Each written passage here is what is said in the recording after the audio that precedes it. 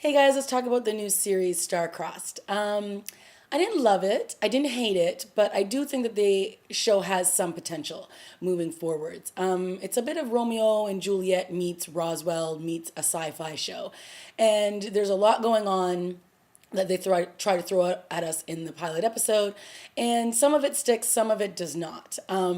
Obviously, we've got the love interest between Emory and Roman, and then we've got this other cool kid at school who's got a crush on Emory. You can just see that right off the start. But ultimately, it's about Emory and Roman, and it stems from when they met as young kids. And the day that they met was the day that this spaceship crashed, landed on Earth. And these Atrians came out and they were pretty much running and hiding for their lives. And Roman ran into Emery's shed. And when she found him there, she befriended him and she gave him some macaroni and they had some cute little moments. And then the guards found them and shot him. So all this time, she thought he was dead. So when he reappears now, 17 years later, or 10 years later, and he's 16, there's sort of instant chemistry between the two of them. And she, I don't think, is really sure why, but he instantly knows who she is. So we get a lot of this, cute little conversations between the two of them until she finally realizes that he is the boy who she thought had died in her shed all those years ago. The scenes between the two of them worked. I thought that they had good chemistry together. I think that, it's nothing that we haven't seen before, this star-crossed love. But we'll see where it goes from here. A lot happened towards the end of the episode, and that could change some things. Now, one of the things that this show is also pushing is the fact that these guys are Atrians. They're aliens. They're from another world, so they don't fit in, and they've pretty much been sequestered. They've been quarantined. They live in this sector, and they're ruled under armed guards, and they have a curfew. There's strict rules and they're not really allowed to fraternize with humans.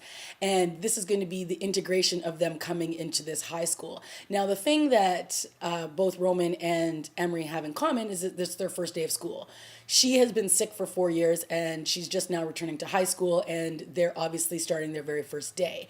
So it's awkward for everybody, but the two of them, I think, have a little bit more of a bonding experience because they don't really know everybody there and they're just getting to know everyone at the same time. However, the humans really aren't trying to get to know the Atrians.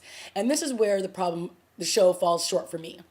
It's way too stereotypical in how aggressive everybody is and hating them, and wants to fight them all the time, and just the bravado between the guys, and it's too over the top. And I get it. We're trying to make the aliens seem like when, back in the civil rights movement, when these 6 African American students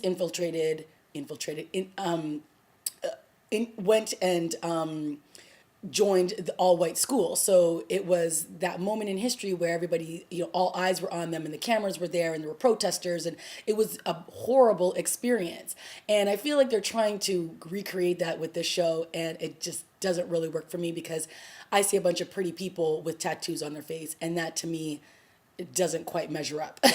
But I see what they're trying to do, and that's fine. So what we do find out in this first episode is that these Atrians seem to have a certain healing ability. So I don't know if it's all Atrians or if it's just Roman who has this special bloodline in him, because by the end of the episode, Emery's best friend has fallen ill in the hospital and she's basically on death's door, and he pulls something